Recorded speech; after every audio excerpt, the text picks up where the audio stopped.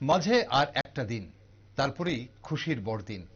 Christmas মানেই jingle bell, Christmas মানেই Santa Claus, Christmas মানেই ঘুম থেকে উঠে মোজার পাশে গিফট খোঁজা। শুধু খ্রিস্টানরাই নয়, এই উৎসব নিয়ে উৎসাহিত থাকেন অনেকেই। অন্যান্য জাতি ধর্মের মানুষরাও ক্রিসমাস নিয়ে কিন্তু আবেগে আপ্লুত থাকে। প্রতি বছর বিশ্বের বিভিন্ন প্রান্তের সাথে ভারতের বহু জায়গায় ক্রিসমাস উদযাপিত হয়। আমাদের রাজ্যেও ক্রিসমাস নিয়ে ব্যাপক উন্মাদনা লক্ষ্য করা যায়। অবশ্যই প্রতি বছর আমরা তাই দেখি। আগরতলা শহর সহ রাজ্যের বিভিন্ন প্রান্তে অত্যন্ত জাঁকজমকপূর্ণভাবে উদযাপিত হয় বড়দিন। উৎসবটি অনেকটা কার্নিভালের মতো বলে নবীন প্রজন্মের অংশগ্রহণ থাকে খুবই লক্ষণীয়।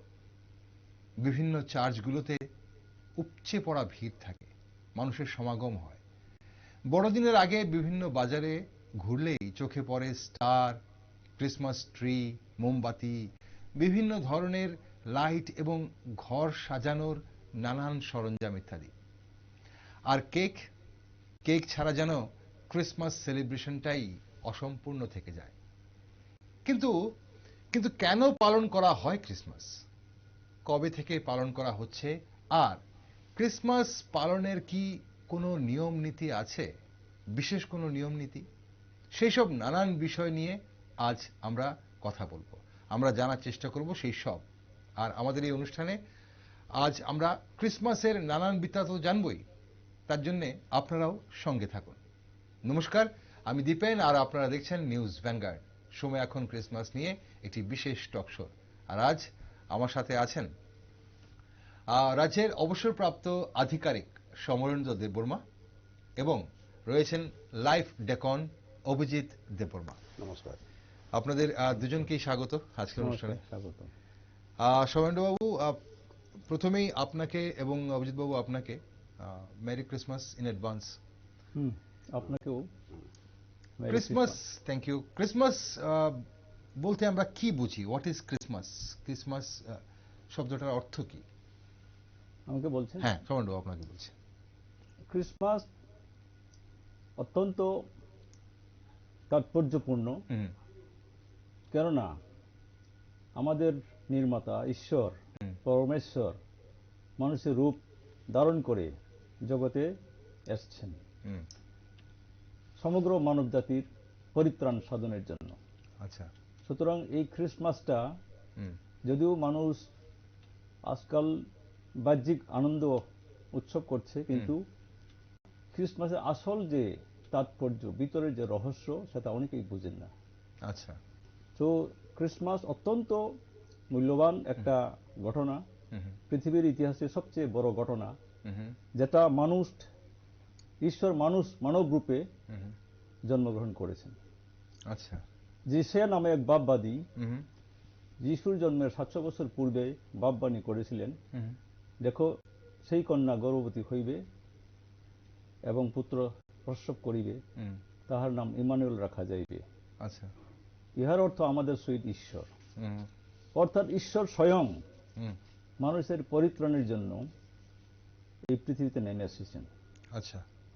সুতরাং এটা অত্যন্ত গুরুত্বপূর্ণ একটা দিন এবং পৃথিবীর মধ্যে অনেকটি ঘটনার মধ্যে একটা উল্লেখযোগ্য বড় ঘটনা ক্রিসমাস। এই জন্য এটার নাম বলা হচ্ছে ক্রিসমাস বা বড়দিন। বড়দিন। ওকে। অভিজিৎবাবু, আপনার কাছে আসি একটু। আমরা যদি ক্রিসমাস প্রত্যেক বছর আমরা দেখি 25শে ডিসেম্বর ক্রিসমাস উদযাপিত হয়। এখন 25শে ডিসেম্বরই কেন ক্রিসমাস উদযাপিত হয়, এবং পাশাপাশি ক্রিসমাস যে উৎসবটা, সেই উৎসবটা কি শুধুমাত্র একদিনেরই 25 ডিসেম্বরই, নাকি তার আগে পরে কোনো পর্ব রয়েছে? ক্রিসমাস দিনটি পালন করা হয় একদিনেই, 25শে ডিসেম্বর। তবে 25শে ডিসেম্বরে যিশু খ্রিস্টের জন্মদিন এমন কোনো ইতিহাস ঘটনা নেই।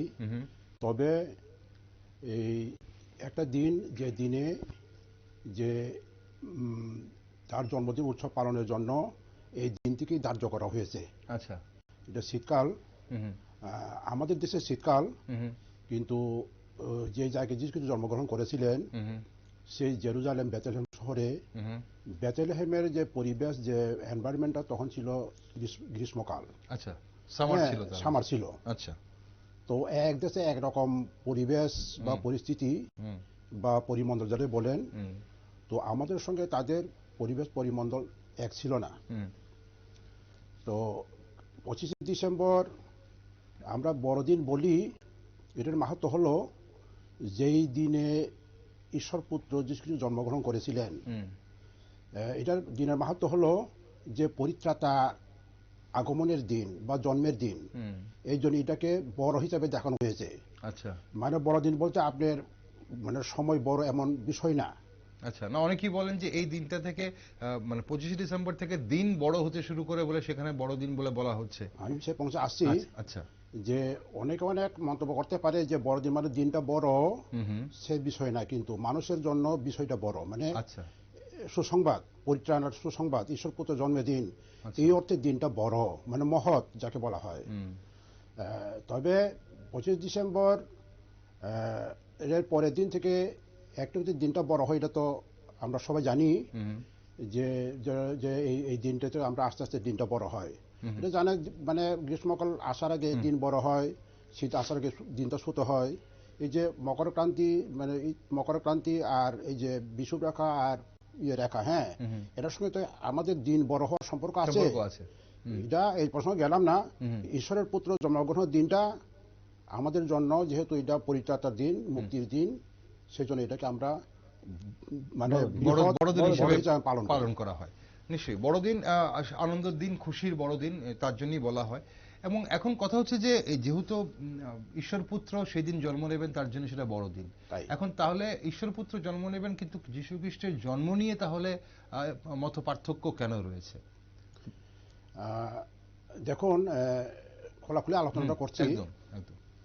তো যীশু খ্রিস্টের জন্মের যে ঘটনাটা, এটা যীশু খ্রিস্টের জন্মের, আমরা ধরি বিসি, বিফোর খ্রাইস্ট, 700 বছর আগেই যিশু বাপবাদী একজন যে পরিত্রাতা জন্মগ্রহণ করবেন, এটা যিশু বাপবাদী ভবিষ্যৎবাণী করেছিলেন। আচ্ছা, আমরা যদি বাইবেলের দুটো পুস্তক আছে, একটা হচ্ছে পুরাতন বাইবেল, পুরাতন নিয়ম আর নতুন নিয়ম। আচ্ছা, পুরাতন নিয়মে যীশু খ্রিস্টের আগমনের কথা, জন্ম হবেন সেই বার্তাটা দেওয়া হয়েছে, আর নতুন নিয়মে এটা বাস্তবায়িত হয়েছে, পূর্ণতা লাভ করেছে। মানে নতুন নিয়মে এটা পূর্ণতা লাভ করেছে, এটা আগমন ঘটেছে।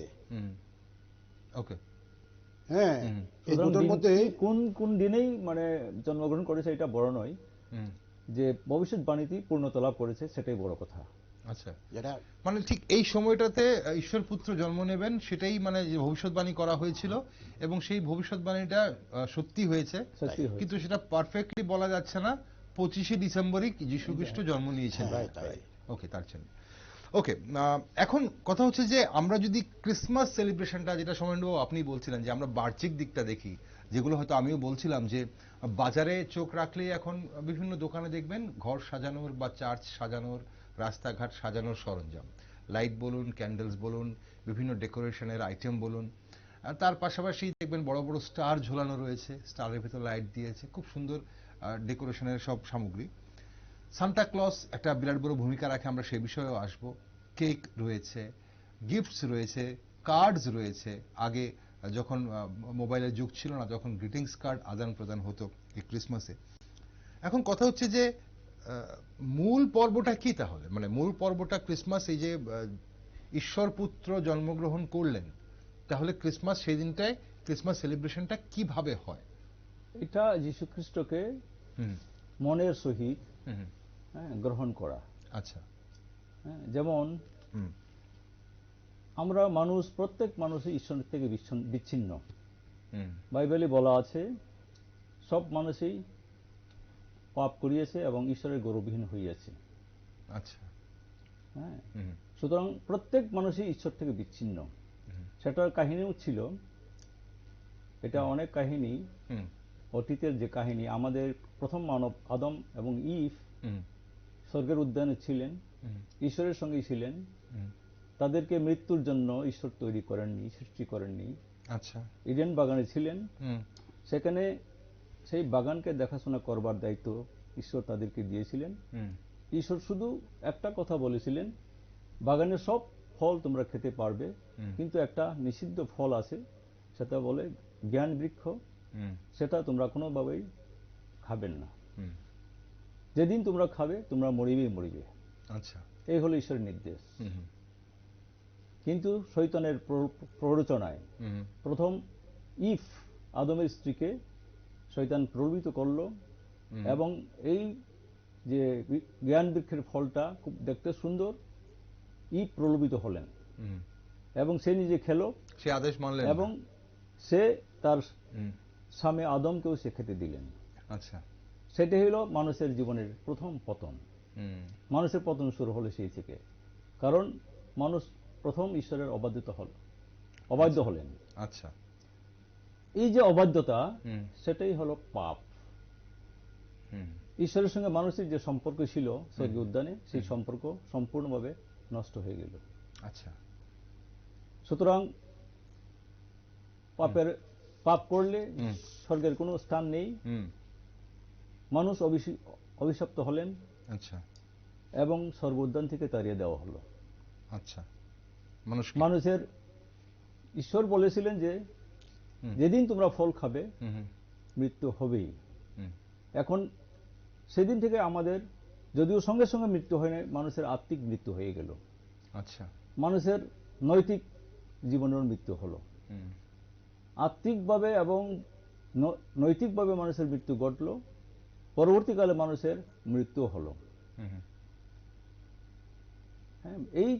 এই যে মানুষের যে পতন শুরু হলো, তার তখন থেকে মানুষের সঙ্গে ঈশ্বরের সম্পর্ক নষ্ট হয়ে গেল। আপনি বললেন যে ঈশ্বর থেকে বিচ্ছিন্ন হয়ে গেল মানুষ তখন। তাহলে এখন ঈশ্বর থেকে বিচ্ছিন্ন হলে মানুষের সাথে ঈশ্বরের তো আজও আমরা দেখি বিভিন্ন ধর্মে যার যার মতো করে বলা হয়, যেমন যে ঈশ্বর এবং ঈশ্বরের সন্তান আমরা মানবকুল। তো মানবকুল বরাবরই ঈশ্বরকে আমরা প্রার্থনায় ডাকি, আমরা ঈশ্বরকে স্মরণ করি। ঈশ্বর বরাবরই আমাদের সঙ্গে আছেন, আমাদের সুখ দুঃখের সঙ্গে আছেন। কিন্তু এখানে তো আপনারা বলছেন ঈশ্বর থেকে বিচ্ছিন্ন হয়ে গেছে। হ্যাঁ, আমরা আমার বিচ্ছিন্ন হওয়ার ফলে আমাদের এখন পাপ নেমে আসলো। আচ্ছা, জগতে মৃত্যু আসলো। বাইবেলের রোমান পুস্তকের 5 অধ্যায়ের 12 পদে লেখা আছে, অতএব যেমন এক মনুষ্য দ্বারা পাপ দ্বারা মৃত্যু জগতে প্রবেশ করিল, সেই প্রকারে মৃত্যু সমুদয় লোকের কাছে উপস্থিত হইল। আচ্ছা, পাপের বেতন মৃত্যু। সুতরাং আমাদেরকে মরতে হলো। প্রত্যেক মানুষের জীবনটা ঘটলো। মানুষ অমর নয়, মানুষের মৃত্যু হবে, জন্মিলে মরিতে হবে। কিন্তু মানুষকে তো মৃত্যুর জন্য সৃষ্টি করেন না ঈশ্বর। আচ্ছা, মানুষকে চির অমর করে রাখবার জন্য, ঈশ্বরের সঙ্গে সহাবস্থান, ভালোবাসা, শ্রদ্ধার সহিত যুগে যুগে ঈশ্বরের সঙ্গে রাখবার জন্য ঈশ্বর মানুষকে সৃষ্টি করেছিলেন। কিন্তু ঈশ্বরের অবাধ্য হয়ে শয়তানের প্রলোভনে শয়তানের কথাই কান দিলেন, শয়তানের কথা মানলেন, তখন থেকে মানুষের জীবনে পতন আসলো। আচ্ছা, আমাদের নৈতিক মৃত্যু ঘটলো, আত্মিকভাবে আমরা মরে গেলাম, দৈহিকভাবে আমাদের মৃত্যু ঘটলো। হ্যাঁ, সেই অর্থে আমি বলছি ঈশ্বর থেকে আমরা বিচ্ছিন্ন হয়ে গেছি। ওকে, এখন আমাদের দেখুন, মানুষের জীবনে এখন আমাদের দুর্ভোগের শেষ নেই। আমাদের জীবনে দুঃখ কষ্ট বেদনা আমাদের নিত্য সঙ্গী হয়ে গেল। শুধু পাপ নয়, জরা ব্যাধি মৃত্যু আমাদের নিত্য সঙ্গী হল। এর থেকে পরিত্রাণের কোনো উপায় নেই, পরিত্রাণের কোনো উপায় ছিল না। সেই জন্য ঈশ্বর মানুষের জন্য দয়া প্রদর্শন করলেন। কাল সম্পূর্ণ হইলে ঈশ্বর তাহার আপন পুত্রকে জগতে প্রেরণ করলেন। আচ্ছা, তিনি স্ত্রী জাত, তিনি ব্যবস্থার অধীনে জাত হইলেন, কিন্তু মুক্তি দিয়ে, মূল্য দিয়ে ব্যবস্থার অধীন সমস্ত লোককে পরিত্রাণের জন্য তিনি আসলেন। আচ্ছা, যেন আমরা তার দত্তক পুত্রত্ব প্রাপ্ত হই। আচ্ছা, বাইবেলে লেখা আছে।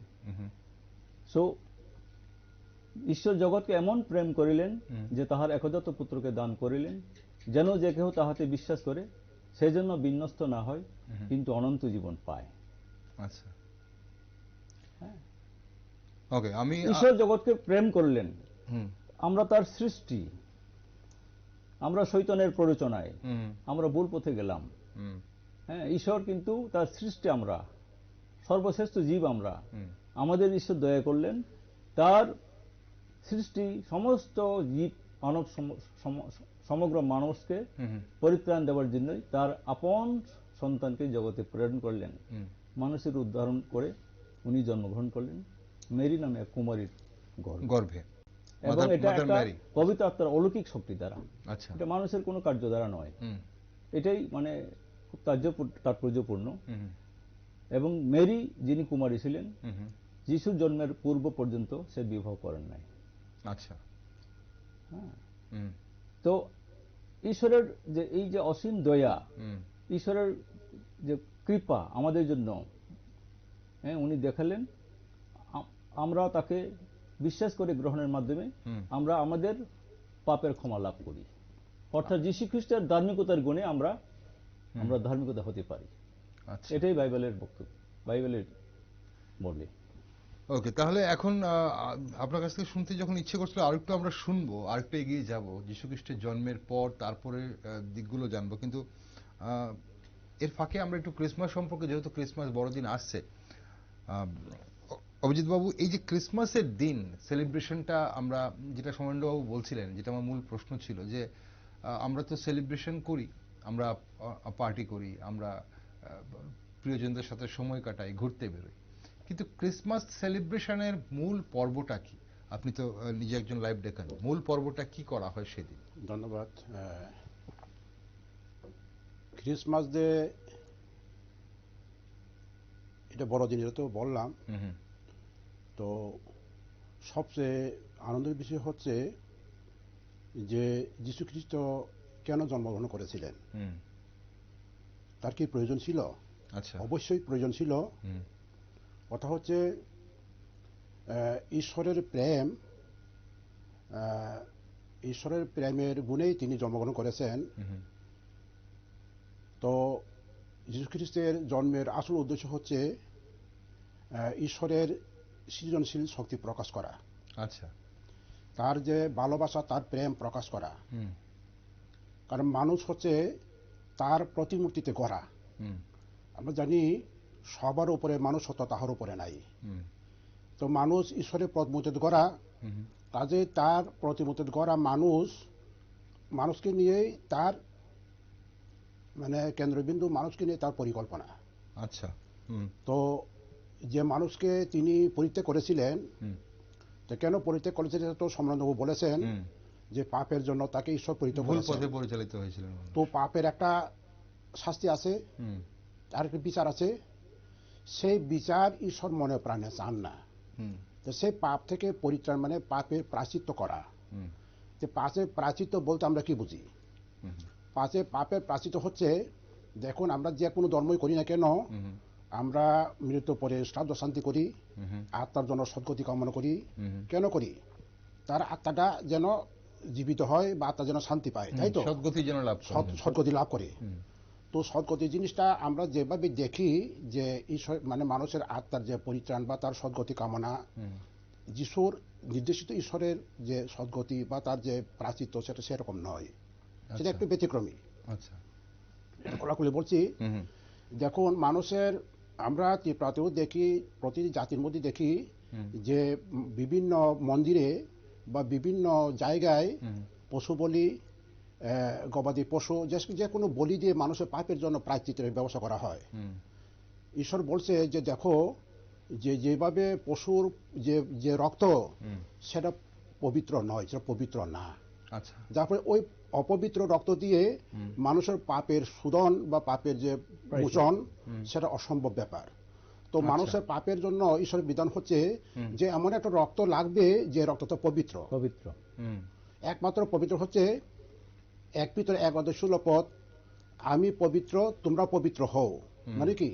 মানে ঈশ্বর পবিত্র, তার সন্তান পবিত্র, হুম, সে পবিত্র সন্তান মানে যিশুর পুত্রের রক্ত সেচন দিয়ে মানুষের পাপ মোচন যথোপযুক্ত ব্যবস্থা।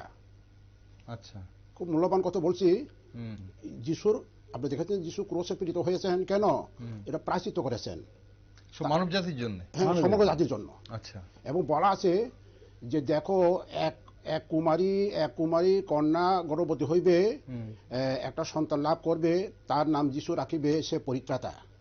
সেই সুসংবাদটা শুধু ইসরায়েলি জাতি বা ইহুদি জাতি শুধু তাদের জন্য নয়, সেই আনন্দটা সমগ্র জাতির জন্য হইবে। তো বুঝতে পারছেন যে যিশুর জন্মগ্রহণ করেছে শুধু একটা জাতির জন্য নয়, সমগ্র মানব কুলের জন্য, সমগ্র মানুষের জন্য ঈশ্বরের হলো সেরকম পরিকল্পনা।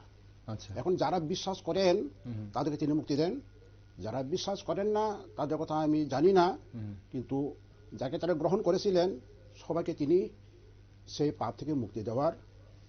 আপনি যেটা বলছিলেন এটা কোনো গুরুত্বপূর্ণ কথা। আপনি যেটা বলছিলেন যে এই যে বলি প্রথা রয়েছে বিভিন্ন ধর্মে, যারা সেই বলির মাধ্যমে যে পশুর বা পাখির যে রক্তটা দেওয়া হয় এবং বলির মাধ্যমে মানুষ সেখানে তার পাপকে লাঘব করার চেষ্টা করে পশু বলির মাধ্যমে, আপনি বলছেন সেখানে খ্রিস্টান ধর্মে ঈশ্বর তার নিজের পুত্রর বলি নিয়েছেন মানব কল্যাণের স্বার্থে, মানব জাতির পাপের প্রায়শ্চিত্তের জন্য, এবং সেখানে মানুষের কল্যাণ হয় তার জন্য। আমরা এই যে ঘটনাটা, এই যে যিশুকে যে এখানে ক্রুশে বিধা হলো, তারপরের পর্বটা কোন জায়গায়, তারপরের খ্রিস্টান ধর্মে কি ধরনের পরিবর্তন আসে?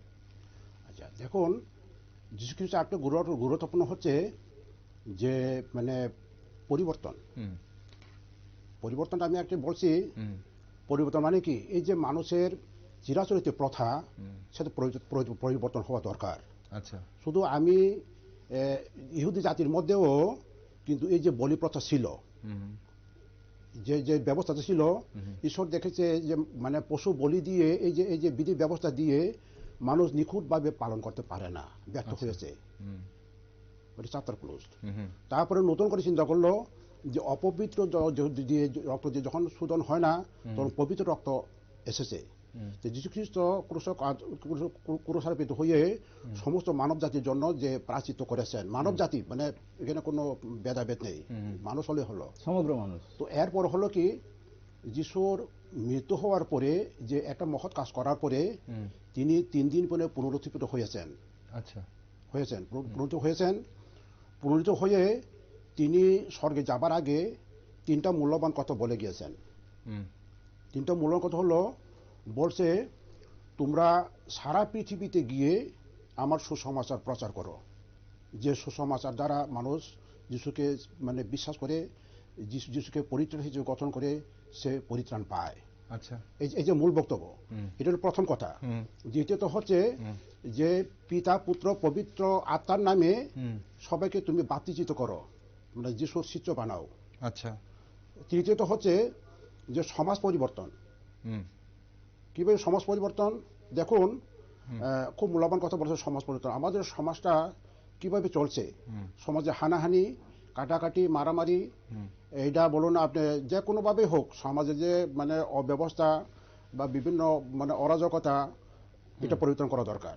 মানে কি 3টা কথা, শান্তি, সংহতি, সম্প্রীতি, এই 3টা কথা। হ্যাঁ, কাজে মানুষকে ভালোবাসা, কিভাবে ঈশ্বর যেভাবে মানুষকে প্রেম করলেন, যিশুর আদর্শের মধ্যে আমরা সেটা দেখি যে মানুষকে মানে ক্ষমা করা, মানুষকে আপন করে ভালোবাসা, মানে ভালোবাসা, হ্যাঁ, মানে সমাজ গঠনে নিজেকে মানে উদারভাবে বিলিয়ে দেয়া, এই কতগুলি জিনিস, জাতির সম্প্রীতি, সংহতি, এগুলো তো মানুষের বাঁচার মূলধন না।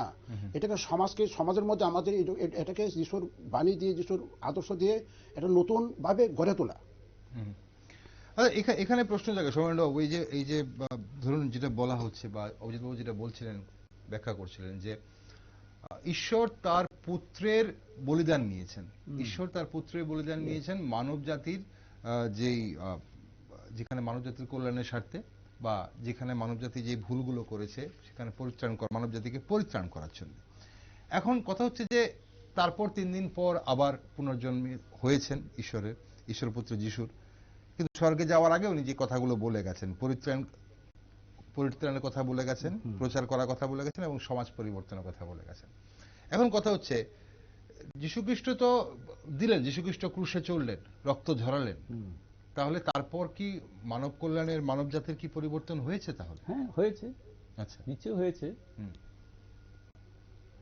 যে ভুল পথে মানব জাতি পরিচালিত হয়েছিল, যার জন্য যীশু খ্রিস্টকে জন্ম নিতে হয়েছে। এখনো দেখুন, যিশু দেখেন ত্যাগ, ক্ষমা এবং ভালোবাসা, এই তিনটি দিয়ে আমরা দেখতে পাই। আচ্ছা, যিশু সমস্ত মানুষকে ভালোবাসলেন, তিনি আমাদের ক্ষমা করলেন, যারাই তাকে বিশ্বাস করে গ্রহণ করবেন অনুতপ্ত হৃদয়ে, পাপের জন্য অনুতপ্ত হয়ে তার অনুগ্রহ লাভ করলেন, তিনি ক্ষমা পেলেন। আচ্ছা, ক্ষমা হইল মেইন। তিনি নিজে বলে গেছেন, পিতা, ওরা কি করেছে তারা কেউই জানে না, তাদের ক্ষমা করো। আচ্ছা, যারা তাকে ক্রুশবিদ্ধ করেছেন তাদেরকেই পর্যন্ত যীশু খ্রিস্ট ক্ষমা করে গেলেন। তো ক্ষমার থেকে বড় মহৎ কাজ আর কিছু নেই। আচ্ছা, ত্যাগ, তিনি ত্যাগ, স্বর্গস্থান তিনি ত্যাগ করলেন। তিনি মানুষের সদৃশ্যে জন্মিলেন, তিনি দাসের রূপ ধারণ করলেন, মানব রূপে ধারণ করলেন, তিনি ক্রুশীয় মৃত্যু পর্যন্ত, মৃত্যু পর্যন্ত, এমনকি ক্রুশীয় মৃত্যু, যে মৃত্যুটা সবচেয়ে বেদনাদায়ক, সেই মৃত্যু পর্যন্ত আজ্ঞাবহ হইলেন। সুতরাং এই যে ত্যাগ, এটা যিশুর মধ্যে আমরা দেখতে পাই। তারপরে উনি যেটা বলেছেন ভালোবাসা, আজকের দিনে দেখুন ভালোবাসা, বাইবেলে বলা আছে প্রেম শীতল হয়ে যাইবে। ধীরে ধীরে প্রেম শীতল হয়ে মানুষের মধ্যে ভালোবাসা থাকবে না। আচ্ছা, মানুষের মধ্যে শান্তিও থাকবে না, কারণ মানুষ ঈশ্বরহীন হয়ে গেছে। সুতরাং এই যে ক্ষমা, ত্যাগ এবং ভালোবাসা, এটা আমরা যিশুর মধ্যে দেখতে পাই। এখনো আপনি দেখবেন মানুষের মধ্যে কিছুটা এখনো সেই ভালোবাসা, ক্ষমা রয়ে গেছে, মানুষ সেটা গ্রহণ করছে, পরিমাণে কম, সেটা পরিমাণে কম। কিন্তু আপনি দেখুন যে সমস্ত বিশেষ করে খ্রিস্টান প্রদেশগুলিতে আমরা দেখতে পাই সেখানে ক্রাইমটা অনেকটা কম। আচ্ছা, আমাদের পাশে, ভারতবর্ষের কথা বলছেন না? আমাদের পাশেও আমাদের পার্শ্ববর্তী রাজ্য মিজোরামে আপনি যদি দেখেন সেখানে কোনো পলিটিক্যাল মার্ডার হয় না। আচ্ছা, কারণ সেখানে 90% লোক খ্রিস্টে বিশ্বাসী। আমি কয়েকবারই গেছি আইজলে। আইজল খুবই ছোট শহর, একদম হিলের মধ্যে শহরটা গড়ে উঠেছে, রাস্তাগুলি সরু। সেখানে আমি দেখেছি তারা হর্ন দেয় না, তারা কোনো গাড়ি কাউকে ওভারটেক করে না। আচ্ছা, এই যে ডিসিপ্লিনটা আমরা সেখান থেকে আমরা লাভ করতে পারি। সুতরাং এই জিনিসটা এখনো মানুষ ফলো করার চেষ্টা করছে, কারণ যীশু খ্রিস্ট আমাদের বলেছিলেন তুমি তোমার শত্রুদেরও প্রেম করো, তুমি তোমার শত্রুদেরও প্রেম করো। কারণ দেখুন প্রেম দ্বারাই মানুষকে লাভ করা যায়, প্রেমের ছাড়া। কারণ বাইবেলে বলা আছে লাভ covers the multitude of scenes, অর্থাৎ সমগ্র খারাপ জিনিসকে জয় করতে গেলে ভালোবাসা দিয়ে। নিশ্চয়ই আমরা যখন আজকে বড়দিনের আগে যখন দাঁড়িয়ে যীশু খ্রিস্টের কথা বলছি, আমরা যখন জিসাস ক্রাইস্ট ভালোবাসার কথা বলছি, ক্ষমা ত্যাগের কথা বলছি, সৌমেনবাবু আপনি যখন পার্শ্ববর্তী রাজ্য মিজোরামের কথা আপনি উদাহরণ টেনে আনলেন, বেশ ভালো লাগছে। কিন্তু একই সঙ্গে কিন্তু আমরা প্রার্থনা করতে পারি সেই সব দেশগুলোর জন্য যারা যুদ্ধ বিধ্বস্ত, সেখানে খ্রিস্টান কমিউনিটির মানুষরাই আছেন, সেখানে যীশু খ্রিস্টের সন্তানরাই আছেন, তারা আজ যুদ্ধে বিধ্বস্ত। আর একদিন পর বড়দিন, ক্রিসমাসের দিন, এই ভালো দিনটিতে তারা কিন্তু সেখানে হয়তো আনন্দ করতে পারবেন না, নিজের প্রাণের রক্ষা করার জন্য সেখানে হয়তো তারা প্রাণপণ চেষ্টা করছেন। এখন কথা হচ্ছে যে বর্তমানে এই যে একবিংশ শতাব্দীতে দাঁড়িয়ে আমরা যখন যীশু খ্রিস্টের বাণীর কথা বলছি বা যীশু খ্রিস্টের আদর্শ কথা বলছি, তখন পরিত্রাণের জন্য বা সমাজ পরিবর্তনের জন্য কি আবার মনে হয় ঈশ্বরপুত্রকে জন্ম নিতে হবে? না, যীশু খ্রিস্ট অলরেডি জন্মগ্রহণ করেছেন। বাইবেলে বলা আছে 1 Timothy 2:4 God desires that all man to be save, মানে ঈশ্বর চাই সমগ্র মানুষ পরিত্রাণ পাক। আচ্ছা, কারণ আমরা সবাই ঈশ্বরের সৃষ্টি। আমরা এখানে আমরা হিন্দু, মুসলিম, আমরা বুদ্ধ, জৈন আমরা ভাগ করি। খ্রিস্টান মানে কি? খ্রিস্টের যারা বিশ্বাসী তারা খ্রিস্টান, এটা কোনো ধর্ম নয়। আচ্ছা, ধর্ম পালন হচ্ছে আমাদের রীতিনীতি, যেটাকে আমরা বলি যে আমাদের মরলে পরে আমাদের শ্রাদ্ধ করতে হবে, আমাদের কি চুল কাটতে হবে, তারপরে আমাদের এই যে ব্যবস্থা পালন করতে হবে, এইগুলি রীতিনীতি। খ্রিস্টানিটি, খ্রিস্ট মানে পরিত্রাতা, আচ্ছা, পরিত্রাণকর্তা। সমগ্র মানুষেরই পরিত্রাণ দরকার, কারণ আমরা সবাই পাপী। আচ্ছা। আমরা ঈশ্বর থেকে বিচ্ছিন্ন, হুম, যেটা উনি আগেও বলেছেন বাবুজি বাবু। আমরা নিজে আমরা পরিত্রাণ পেতে পারি না। তার জন্য আমাদের একজন দরকার, যিনি নিষ্পাপ, যিনি পবিত্র, হুম। যেটা পশু পক্ষীর বলি দিয়ে যেটা হয় না। হ্যাঁ, ওকে, আমরা একটু ফিরে কারণ আসি। যীশু খ্রিস্ট নিজেই বলিরূপ হয়েছেন হুম। না, আমাদের সেটা আপনি বললেন, আমরা সেই আলোচনা করলাম, কিন্তু একটু ফিরে আসি ক্রিসমাস সেলিব্রেশনের ব্যাপারটা। যেহেতু ক্রিসমাস আসছে এবং বড়দিন আসছে, সান্তা ক্লসের কি ভূমিকা? সান্তা ক্লস একটা গুরুত্বপূর্ণ ভূমিকা গ্রহণ করে ক্রিসমাস আসলেই। আমরা দেখি বিভিন্ন শিশুরা, বাচ্চারা সান্তা ক্লসের পোশাকে সাজে। এখানে জানতে ইচ্ছে করে, হুই সান্তা ক্লস? অভিজিৎ বাবু। সান্তা ক্লজ বিষয়টা হচ্ছে হুম, আমরা যেটা খুব আকর্ষণীয় বিষয়, হুম, এটা একটা বলছি কি, এটা একটা মানে এই কি বলে জানি, এটা একটা এই এটা দেবদূত। দেবদূত। আচ্ছা। দেবদূত মানে যেটা একটা বার্তা আনছে। হুম, শুধু শিশুরা তো কিছু বোঝে না, হুম, তাদের প্রতি আকর্ষণ করার জন্য হুম, যে এমন একটা জিনিস যেটা আকর্ষিত হয়, হুম। যে উনিও যেন যীশু খ্রিস্টের জন্মের বার্তায় যিনি বহন করছেন আচ্ছা। এই জিনিস। যখন যীশু খ্রিস্টের জন্মের বিষয়টা হচ্ছে, আমরা যদি দেখি হুম, যে যীশু খ্রিস্টের জন্মের মানে what is the meaning of Jesus Christ life, hmm, তাই তো? হুম, তিনি কেন জন্মগ্রহণ করেছিলেন? হুম, যিশুর জন্মগ্রহণ করেছেন বড়দিন উপলক্ষে আমরা যে খ্রিসমাস যে পালন করি, হুম। শুধু খ্রিসমাসের দিনেই আনন্দটা সীমাবদ্ধ থাকাটা বাঞ্ছনীয় না। আচ্ছা। আমরা যদি তার জন্য পালন করি ভালো কথা, হুম, কিন্তু আরো ভালো যদি তার আদর্শকে নিয়ে চলার জন্য যদি আমরা প্রতিশ্রুতি দেই হুম, ঈশ্বরের কাছে, হুম, তাহলে আমার জীবনটা সুন্দর হবে, তাই না? হুম, তো আমরা যেন প্রতিবদ্ধ হই যে পালনের সঙ্গে আমরা যেন তার অঙ্গীকারবদ্ধ হই যে তার আদর্শ নিয়ে চলার জন্য আমাদের জীবনে, ব্যক্তিগত জীবনের জন্য এটা প্রস্ফুটিত হয়। হুম, তো এখন যদি দেখেছি যীশু খ্রিস্টের যে যে জীবনের যে অর্থ হুম। আমরা কিভাবে জানি, দেখুন সারা পৃথিবীর মধ্যে মানুষের কাছে একই প্রশ্ন, যে what is the meaning of life, তাই না? আচ্ছা। হুম, জীবনের অর্থ কি? হুম, তো দেখুন অনেক মনীষী, বৈজ্ঞানিক, সাহিত্যিক, তারা কিন্তু জীবনের অর্থ বিভিন্নভাবে ব্যাখ্যা করেছেন। হুম, হ্যাঁ, হুম। তো দেখেন তো অনেকেই মানে অনেক শিক্ষিত, মানে তিনি টাকা পয়সার মালিক, মানে ক্রোড়পতি বা যাচাই বলেন, আমরা যেটা যা ভাবি প্রতিপত্তি আছে, হয়তো অনেক কোটিপতি বা সম্পত্তি আছে, নিজের ছেলেমেয়ে মানুষ করেছে, হুম, হুম। যে সমাজের প্রতিপত্তি সবকিছু তার ঠিক আছে। প্রতিষ্ঠিত যিনি হয়তো। আমরা বলি যে আমরা বলি না যে আপনার জীবনটা সার্থক, হুম, হুম, বলে থাকি, তাই না? হুম, কিন্তু আসলে যে মিনিং অফ লাইফ, জীবনের সার্থকতা কোথায়, হুম, এটা তো শেষ নেই। হুম। কিন্তু একমাত্র যে জীবন অর্থটা যীশু খ্রিস্টের মধ্যে আমরা দেখতে পাই। আচ্ছা। শাস্ত্রে বলা আছে যে, এটা ইংরেজিতে বলছি আমি, হুম, হুম। The son of man did not come to be serve, Okay. But to serve and give his life as a ransom for many. এটা বাংলা তর্জমা করলে এটা হয় যে মনুষ্য পুত্র ঈশ্বর। পরিচর্যা পাইতে বা ঈশ্বর পুত্র পরিচর্যা পাইতে আসেন নাই, হুম, কিন্তু পরিচর্যা করিতে। করিতে আসিছে। এবং অনেকের পরিবর্তে হুম, মুক্তির মূল্যরূপ, যেটা বললাম যে ক্রুশবিদ্ধ হয়ে তিনি পরিত্রাণ করেছেন, হুম, তিনি অন্যের তিনি নিষ্পাপ, হুম, কিন্তু তিনি নিষ্পাপ হয়ে পাপীদেরকে রক্ষা করার জন্য তিনি ক্রুশবিদ্ধ হয়েছেন বা প্রায়শ্চিত্ত করেছেন। Hmm, he give his life for the ransom for many. Hmm. তো এটার মধ্যে দেখি যে একটা মানুষের মৃত্যুর ফলে অনেক পাপী তাপী মানুষ জীবিত হয়ে উঠলো, তাই তো? আচ্ছা। This is the significance of Jesus Christ life.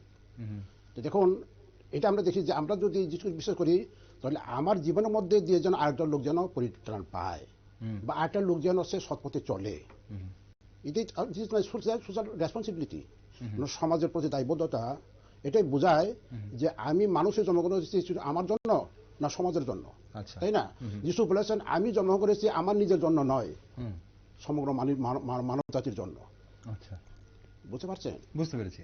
এটা তো আপনি যীশু খ্রিস্টের কথা বলছেন। এখন আর একটা জিনিস জানতে ইচ্ছে করছে, এই যে রীতিনীতির কথা উঠছিল, রীতিনীতিতে এখন খ্রিস্টান ধর্ম যারা অবলম্বন করছেন, প্রথম কথা হচ্ছে যারা খ্রিস্টান ধর্ম, দোজ হু আর বর্ন খ্রিস্টান, এখানে প্রশ্ন আছে একটা, যে সামওয়ান হু ইজ বর্ন খ্রিস্টান and someone who is converted খ্রিস্টান, ইয়েস, দুজনের মধ্যে কি কোনো ধরনের রীতিনীতিতে কোনো ধরনের পার্থক্য আসে? আমি মানে বলছি। হ্যাঁ, হ্যাঁ বলুন। খুব ভালো প্রশ্ন করেছেন আপনি, খুব ভাইটাল পয়েন্ট। হুম, তো দেখুন, কথা একটু পেছন থেকে টেনে আসছি, তাহলে পরিষ্কার হবে বিষয়টা। হুম, দেখুন, যীশু খ্রিস্ট কোন জাতির কাছে প্রদত্ত হয়েছিল?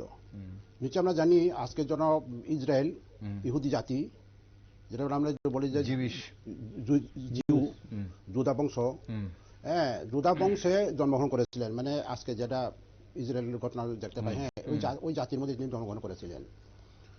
তো ঈশ্বর যাকে প্রতিশ্রুতি দিয়েছিলেন যে আশীর্বাদটা দেওয়ার জন্য ওই জাতিকে দিয়েছিলেন, ওই জাতির মধ্যে যিশু জন্মগ্রহণ করেছে, জন্মগ্রহণ করে তিনি তার কাজ করে এই যে সমস্ত তার যে সুসংবাদ সমস্ত মানুষের পরিত্রাণের যে বিষয়টা প্রথম অগ্রাধিকার দেওয়া হয়েছিল সেই জাতিকে। যখন যিশু মৃত্যুর পরে যে রিমেনিং অফ দ্য মানে nation of the Jew nation যারা ছিল, তখন দেখছি যে সারা পৃথিবীর মধ্যে সিরিয়াস হতে পড়েছে ইউ জাতিটা। আচ্ছা, আমেরিকা, কানাডা, রাশিয়া, জার্মানি সবখানে সিরিয়াস আছে কেমন। তো তাদেরকে পরিত্রাণ দেওয়ার জন্য যে যীশু খ্রিস্টের শিষ্যরা তাদেরকে খুঁজতে আরম্ভ করলো সারা পৃথিবী। খুঁজে তখন বললো যে তুমি কি জিউ? ইয়েস। তাহলে তোমার তো দেশ ওখানে, তোমার তো পরিত্রাণ হওয়া, তোমার যীশু খ্রিস্টকে মানে পাওয়া উচিত, বিশ্বাস করা উচিত, কারণ তোমাদের কাছে যিশু এসেছিল, তুমি বিশ্বাস করো। তারা বিশ্বাস করেনি, আচ্ছা, মনে প্রাণ বিশ্বাস করেনি। তখন দেখলো যে শুধু জিউকে দিয়ে পাঠিয়ে ঈশ্বরের কাজটা আর সমাধান হবে না। তখন তারা তাদের যে বলল যে ঠিক আছে, এখন যারা মানে কমন যারা যিশুকে বিশ্বাস করে তাদের জন্য পরিত্রাণ একই অবস্থা হবে। তখন আমরা নন জিউরা যিশুকে বিশ্বাস করে আমরা বাপ্তিস্ম গ্রহণ করলাম, তখন আমরাও পরিত্রাণের অধিকারী হলাম। তাহলে কি হলো ঘটনাটা? একটা হচ্ছে বাই বার্থ, একটা হচ্ছে বাই ফেথ, বাই ফেথ, বুঝতে পারছেন? বিশ্বাস করতে হ্যাঁ বিশ্বাস। আমরা যারা আমরা জিউ বংশের লোক না, কিন্তু আমি হলাম বাই ফেথ, ওকে, আর তারা হচ্ছে বাই বার্থ। ওকে, কেমন? তো এটার মধ্যে কোনো ফারাক নেই। আচ্ছা, ফারাক নেই। আমরা একটা হলো বাই ফেথ, একটা হলো বাই বার্থ। তো কোনো ফারাক নেই। আমি যে বিশ্বাস করেছি এটা যথেষ্ট। ওকে, এখানে আমি একটু ইন্টারাপ্ট করবো আপনাকে। যে বাই বার্থ আপনি বললেন জিউ, হ্যাঁ ইহুদিরা, তাহলে বাই ফেথ যারা, তারা কারা? এই যে আমরা সবাই মানে ক্রিশ্চিয়ানরা তখন জিউ বাদে, ওকে, জিউ বাদে বাকিরা যারা যিশু খ্রিস্ট বিশ্বাস করেছে, ওকে, তার পথে চলেছে, আমরা বাই ফেথ, আমরা বাই ফেথ। ওকে, অর্থাৎ আমি যদি বলি মানে তারা ব্যবস্থার অধীনে ছিলেন, তারা হলো চুক্তিবদ্ধ জাতি। আচ্ছা, ইসরায়েলের সঙ্গে চুক্তিবদ্ধ করেছিলেন ঈশ্বর।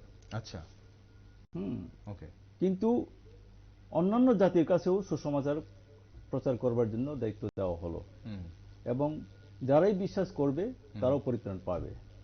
আচ্ছা, এবং এখানে বলা হচ্ছে there is no difference between Jews and non Jew. যারা বিশ্বাস করবে সেই পরিত্রাণ পাবে। আচ্ছা, মানে ঈশ্বরের কাছে কোনো ধরনের পার্থক্য নেই, দেয়ার ইজ নো জিউস। কারণ তাদেরকে আগে সারকামসাইজ যেটা টকচেক করা হতো, এগ্রিমেন্টের যাতে চিহ্নিত হয় তারা টকচেক তারা করতে হতো। আচ্ছা, কিন্তু যীশুখ্রিস্ট আসার পরে যীশুখ্রিস্ট সব নিয়ম ভাঙলেন। আচ্ছা, আগের যা নিয়ম করলেন ব্যবস্থা ভেঙে দিলেন, কারণ তিনি নিজেই বলিরূপ হয়েছেন সমগ্র মানুষের জন্য। সুতরাং আর কোনো নিয়ম থাকলো না, সবার জন্য এক। There is no now law under law between Jews and non Jews. প্রত্যেকেই এখন আমরা আর ব্যবস্থার অধীনে নয়, এখন আমরা তার দয়ার অধীন, ঈশ্বরের দয়ার অধীন। সুতরাং ঈশ্বরের অনুগ্রহে আমরা কিন্তু পরিত্রাণ পাবো। আমরা যে পরিত্রাণ পাবো আমাদের ধার্মিকতার জন্য নয়। আমরা মানুষরা এখানে দেখুন নানা ধরনের কাজ করছে ধার্মিকতা লাভ করার জন্য। বাইবেলে বলা হচ্ছে আমরা পাপী, আমরা কোনোভাবেই ধার্মিক আমরা হতে পারি না। একমাত্র ঈশ্বরের অনুগ্রহে, ঈশ্বরের অনুগ্রহ লাভের মাধ্যমেই আমরা ধার্মিকতা লাভ করতে পারি, বিশ্বাসের দ্বারা। আচ্ছা, অভিভাবক কিছু বলছিলেন আপনি।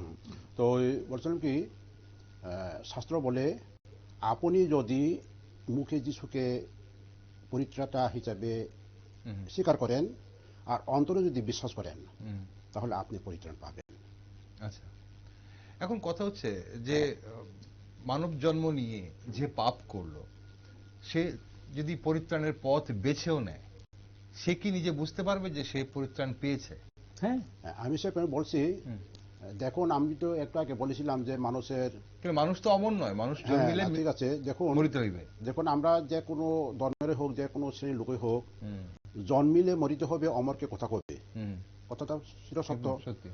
তো যদি আমরা আমাদের যে মানে শরীরটা এটা নশ্বর, কিন্তু আত্মা অবিনশ্বর। আত্মা তো কোনোদিন মরে না, সে যাচাই হোক। তো সে আত্মার একটা মুক্তি বিধান হওয়া উচিত। আমরা মৃত্যুর পরে দুটা জায়গা আছে, একটা হচ্ছে এটা আপনি বিশ্বাস করেন, একটা হচ্ছে একটা স্বর্গ একটা নরক, তাই না? যে নরকটা কি?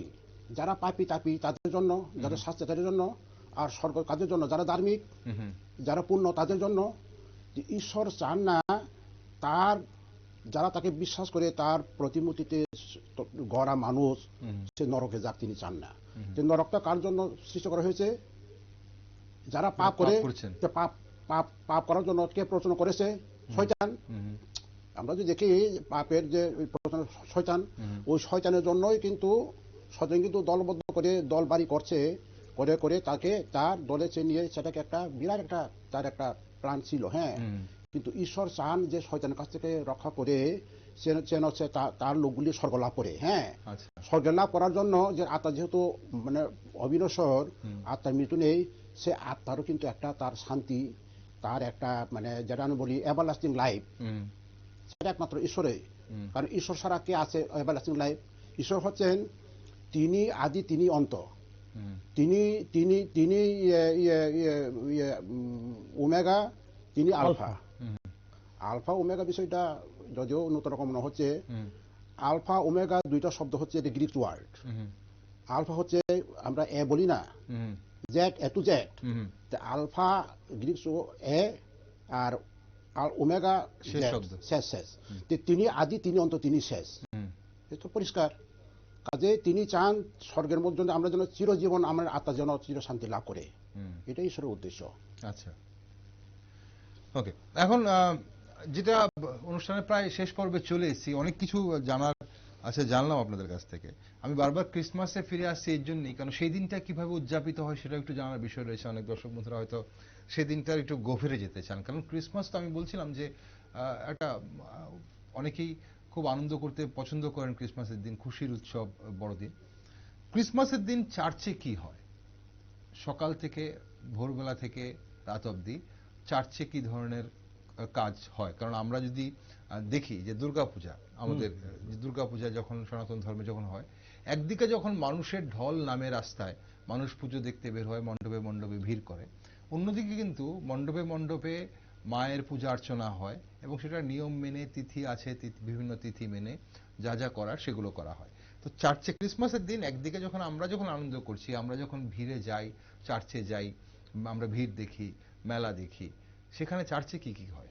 চার্চে আমরা জেনারেলি আমরা ঈশ্বরের বাক্য আমরা ধ্যান করি। আচ্ছা, এটা কি কোনো নির্দিষ্ট কোনো সময় থাকে ক্রিসমাস? এটা প্রত্যেক চার্চের মধ্যে একটা সময় থাকে। ওই নির্ধারিত সময়ে একজন স্পিকার থাকেন, যিনি ক্রিসমাস সম্পর্কে উনি আলোচনা করেন শাস্ত্রের বাক্য নিয়ে, এবং সেই বাক্যকে আমরা ধ্যান করি প্রত্যেকেই, যারা উপাসক, যারা চার্চে যায়। তারপরে আমরা নিজেদের সমর্পণ করি। তা আমরা মানুষ, আমরা তো পারফেক্ট কেউ নই, ভুল ভ্রান্তি হতে পারে, পাপ করতে পারে। আমরা ঈশ্বরের কাছে ক্ষমা চাই সেদিন। আচ্ছা, আমাদের আমাদের যে অভিজ্ঞতায় আমরা হয়তো কথা বলার মাধ্যমে আমরা অনৈতিকতায় আমরা চলতে পারি, আমরা মিথ্যা বলতে পারি, তার জন্য আমরা প্রথমে ঈশ্বরের কাছে নিজেকে সমর্পণ করি, আমরা ক্ষমা প্রার্থনা করি। আচ্ছা, তারপরে আমরা যিশুর যে আদর্শ, তার ভালোবাসা, তার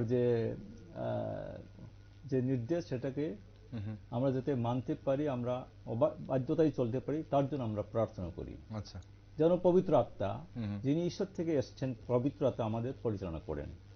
এবং সাথে আমরা আমাদের প্রতিবেশী, তাদের জন্য আমরা প্রার্থনা করি যেন তারাও যিশুকে জানতে পারে।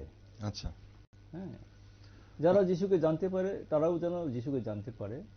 এবং সমাজে অনেক লোক আছে যারা প্রকৃতপক্ষে অভাবী, দারিদ্রতা থেকে শুরু করে ভেদি রোগ, নানা রকম আক্রান্ত, পরিশ্রান্ত, ভারাক্রান্ত লোক, এরকম তাদের জন্য আমরা প্রার্থনা করি। এবং আমরা চেষ্টা করি বড়দিন উপলক্ষে আমরা কোনো কোনো চার্চ, আমরা মানুষের কাছে আমরা যাই, আমরা কিছু রিলিফও দিয়ে থাকি। আচ্ছা, আচ্ছা, সমাজসেবামূলক কাজ করে থাকেন। ওকে, অনুষ্ঠানের সময় ফুরিয়ে যাচ্ছে। অভিজিৎ বাবু, একটা ছোট্ট জিনিস জানতে চাইবো আপনার কাছে। ক্যাথলিক চার্চ, ব্যাপটিস্ট চার্চ আমরা শুনি, এই দুটোর মধ্যে পার্থক্য কি? আর তাদের মানে কর্মকাণ্ডের মধ্যে কি কোনো ধরনের পার্থক্য আছে কিনা? অবশ্যই কিছু আছে। আচ্ছা, ধরুন যিশু জন্মগ্রহণের বিষয়টা এটা পবিত্রতা, এটা কোনো দ্বিমত নেই। তো কিছু কিছু জায়গায় একটু পার্থক্য হলো, সেটা হলো যিশু জন্মগ্রহণ করবেন, যিশুর মা ছিলেন মেরি, পিতা জোসেফ। পবিত্র আত্মা যে যিশু জন্মগ্রহণ করলেন তার যে মূল যে সোর্সটা হচ্ছে মেরি। আচ্ছা, আমরা যদি দেখি ওইভাবে যে মেরি ছাড়া তো যিশু জন্মগ্রহণ হওয়া সম্ভব না, কাজে মেরিকে তারা প্রাধান্য দিচ্ছে। ওকে, মাদার মেরিকে, মাদার মেরিকে। তারপর তারা মেরির প্রতি তাদের ইয়েটা মেরির দুর্বলতা একটু বেশি। হ্যাঁ, আমরা বলছি যে যিশু পবিত্র আত্মায় হয়েছে, মেরির গর্ভে হয়েছে একটা পবিত্র আত্মায়। পবিত্র আত্মার মালিক তো ঈশ্বর, মেরি নন। হ্যাঁ, বরংস যিশু ঈশ্বর পুত্র, সেটা ঠিক আছে। কিন্তু মেরি গর্ভে যখন হয়েছিল তখন মেরি মানে ততস্থ হয়েছিল, মানে অ্যাকসেপ্ট করতে পারেনি। কেন পারেনি? এটা পবিত্র আত্মায় যখন সে গর্ভবতী হলো, এটা সমাজের চোখে একটা নিন্দনীয় বিষয় ছিল, যার পরে সে এটা গ্রহণ করতে পারেনি। তখন গাব্রিয়েল তাকে বলল যে মেরি, তুমি ভয় করো না, এটা ঈশ্বরের পরিকল্পনা, পবিত্র আত্মা হয়েছে, তুমি গ্রহণ করো, তুমি স্বীকার করো, তুমি গ্রহণ করো, যাতে যে ছেলেটা জন্ম হবে, সে জন্মগ্রহণ করবে, তাকে তুমি ইমানুয়েল, আমাদের সহিত ঈশ্বর, আরেকটা বলছে তুমি তার যিশু নাম রাখো, সে পরিত্রাত হবে। এইভাবে বুঝিয়ে মেরিকে তারা রাজি করালো। আচ্ছা, ততই বছর জোসেফও ঠিক যে মানে এঙ্গেজমেন্ট মানে কি, মানে এই যে আমরা মঙ্গলাচরণ বলি না, এটার পরে যখন দেখলো যে সে তার সাথে গর্ভবতী হয়ে গেল, অ্যাডভান্স হয়ে গেল, তখন সেও মানে গোপনে ত্যাগ করার পরিকল্পনা করেছিল। তখন পবিত্রতা জোসেফকেও বললো যে তুমি তাকে গ্রহণ করো, এটা সব তুমি রাজি হও, এটা তুমি আর মেরি, এটা ঈশ্বরের পরিকল্পনা, তোমরা লজ্জার কিছু নেই, এটা একটা মহা কাজ। কাজে ওই দিক দিয়ে একটু মেরি আর যিশু সম্বন্ধে তাদের কোনো ইয়ে নেই। আর কাজ বলতে কি, কাজ বলতে ধরুন এটা ধরেন যে পরিত্রাতার কাজ, সমাজ, আমি বললাম যে এই যে সমাজের কাজ, উন্নয়নমূলক সমাজ পরিবর্তন, এগুলি আমরাও করছি, আমরা প্রচার করছি, তারাও প্রচার করছে, আমরাও সমাজ কলম। আপনারা ক্যাথলিক না ব্যাপটিস্ট? আমরা ব্যাপটিস্ট। ক্যাথলিকই করছে, ব্যাপটিস্টও করছে। তাহলে পার্থক্যটা কি চিন্তাধারার মধ্যে পার্থক্য? ওনারা কি বিশ্বাস, কোন জায়গাটা বিশ্বাস করছেন? স্পেসিফিক একটা জায়গাতে ওনারা বিশ্বাস করছেন। মেইনলি ওটা উনি বললেন, আমরা যিশুকে আমরা, কারণ যিশু খ্রিস্ট হলো পিতা এবং মানুষের মধ্যে মিলনকারী, রিকনসিলিয়েটর। ওনারা কি ভাবছেন?